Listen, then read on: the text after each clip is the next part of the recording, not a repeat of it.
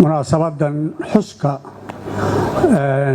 laba arrimood oo isku mataansan oo labaduba qiimo weyn ay inoogu fadhiyaan ummad ahaan oo kala ah af Soomaaliga iyo qoraalkiisii iyo saxaafadda qoran iyo markii qoraalkeedu uu galay warbaahinta qaranka. aad iyo aad baan ugu hambalyaynayaa Wasaaradda Warfaafinta dhaqanka iyo dalxiiska, wasiirka ku-xigeenka iyo madaxda iyo howlwadeennada iyo saxafiyiinta dhammaan wasaaradda qabanqaabada ay qabanqaabiyeen munaasabadan, xusuusta ay xusuusteen iyo martiqaadka ay nagu martiqaadeen, intaba aad baan uga mahadcelinayaa. runtiina waxa weeye sidii erey markii bilowgii uu carraba ku dhuftay abwaanshube, dadkii u soo joogay wakhtigaas ama qaybta ka ahaa howlgalladaas xusuus gaar ah ayay ku leedahay. dadkaasoo aan ka mid ahaa aniga qudhaydu shakhsi ahaan aad iyo aad bay ii taabanaysaa runtii labadan arrimoodba oo af Soomaali qoran siiba iyo saxaafadda. af Soomaaliguna waxa weeye wuxuu ka mid yahay waxyaalaha qiimahooda sida ay ugu muuqdaan darteed noloshayda iyo wakhtigayga iyo juhdigayga in badan oo ka mid ah muddo badan isku dayay inaan wuxuun ka geysto. saxaafadduna waxa weeye waa xirfadahayga, yani xirfad aad iigu qaali ah weeye. aaladdan la yidhaahdo warbaahinta ama saxaafadda waa tii ii suurto gelisay markii ugu horreysay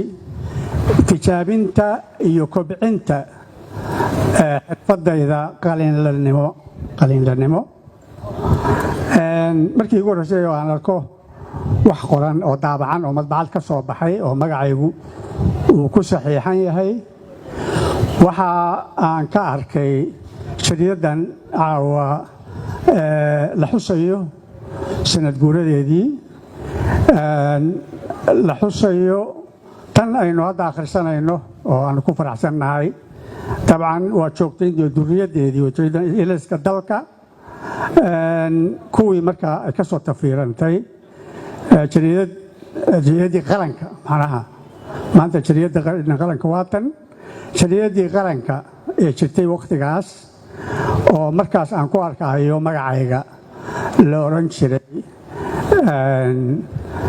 sawti Soomaal, dabeedna loo bixiyey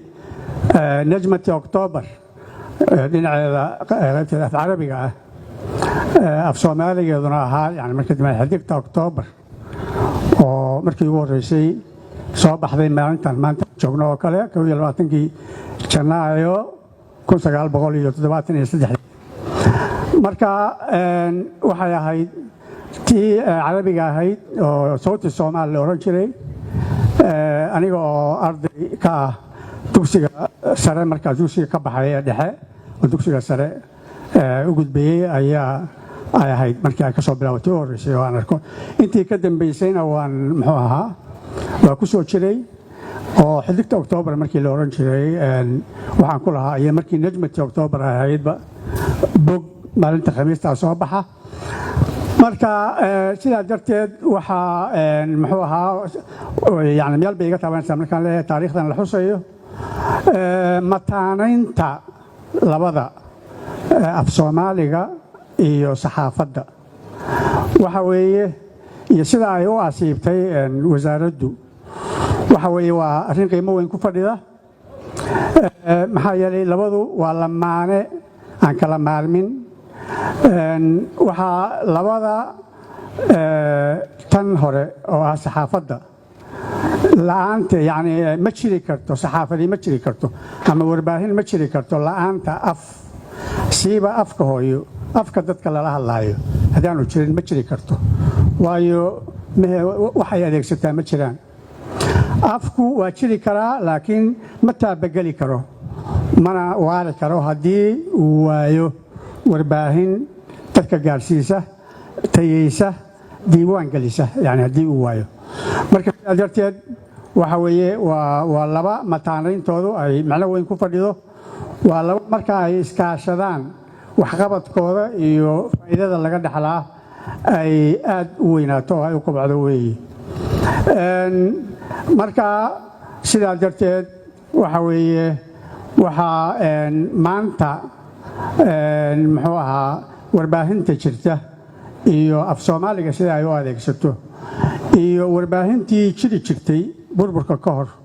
iyo af soomaaliga sidii ay u adeegsan jirtay ayaa waxay tahay wax in yani la isgarab dhigo oo la xusuusto u baahan warbaahintu waxay ahayd macallinka af soomaaliga laga barto macallinka labaad bay ahayd baan oran karnaa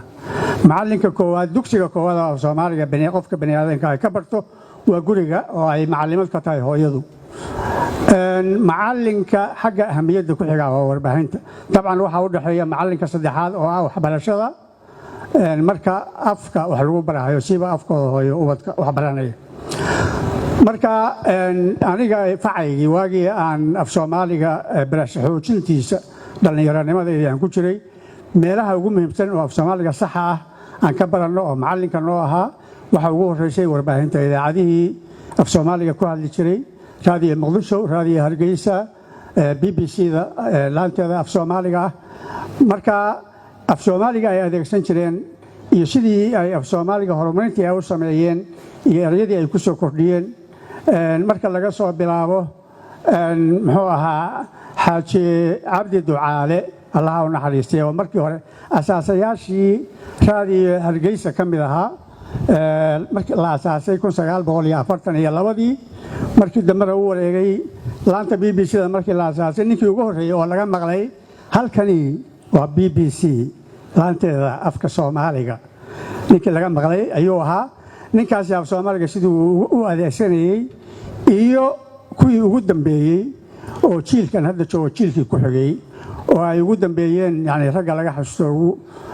muxuu ahaa ragga ay ka mid ka ahaayeen cabdulaahi xaaji muxuu ahaa yoonis cali nuur axmed xasan cawke allah u naxariisto teera ragga hadda nool oo ay ka mid yihiin muxuu ahaa cabdinuur sheekh isxaaq iyo maxamuud sheekh dalmar iyo maaragtay raggaas yani af soomaaliga ay adeegsanayeen yani muxuu ahaa sidii ay jiilka soo kacaya ay macallimiinta ugu ahaayeen iyo markaas garab dhigto hadda jiilka yani muxuu ahaa warbaahinta af soomaaliga ku hadasha ka howlgala yani dadka labadaas garab dhigi kara oo fahmi kara aad bay u murugoonayaan runtii wax badan baa maaragtay farta lagu fiiqaa oo la yidhi baahida loo qabo in la tayeeyo tayeynta maaragtay warbaahinta af soomaaliga yani warbaahinta loo adeegsado marka waxa weeye anigu waxyaalaha aan ka qoro iyo maaragtay marar kulamo iyo waxaan ku tilmaamaa warbaahinta maanta af soomaaliga ku hadasha tiro badan iyo tayo ba'an macnaha tiradii waa soo badatay nasiib wanaag aad bay u badan tahay warbaahinta af soomaaliga ku hadasha laakiin tayadii ayaa maaragtay hoos ku dhacday soo kobaday oo yelaya marka waxa weeye tayadaas in la xoojiyo hadda wasaaradda warfaafintu ayadaa ka ah hormuud iyo hogaamiye iyo maaragtay aabba ka ah waxa weeye himiladaas marka inay la higsade inay u noqoto inta kale warbaahinta kale oo af soomaaliga ku hadasho gaarka loo leeyahay waxa aanu muxuu ahaa aad ugu rajoweynahay kuna haweynahay kuna kalsoonahay wasaaradda warfaafintu in ay u howlgalayso ama uba howlgasho hadda ay maaragtay ku hawl jirto muddadan dambe sidii ay la higsade ugu noqon lahayd tayeynta af soomaaliga warbaahinta loo adeegsado annaguna wixii aanu ka tari karno shakhsi ahaan iyo akademiya ahaan akademiyada af soomaaliga goboleedka af soomaaliga oo anigu aan ka tirsanahay ama odaga ka ahay waxaanu diyaar u nahay wax alaale iyo wixii gacan geysi ah oo aanu ka geysan karno tabartayada aad u yarnaa yani waa isku daynay inaan tababaro badan iyo soo qabanno ay ka mid yihiin qaar aan lagu qabanay saxafiyiinta oo cinwaankoodu ahaa tababarka turxaan bixinta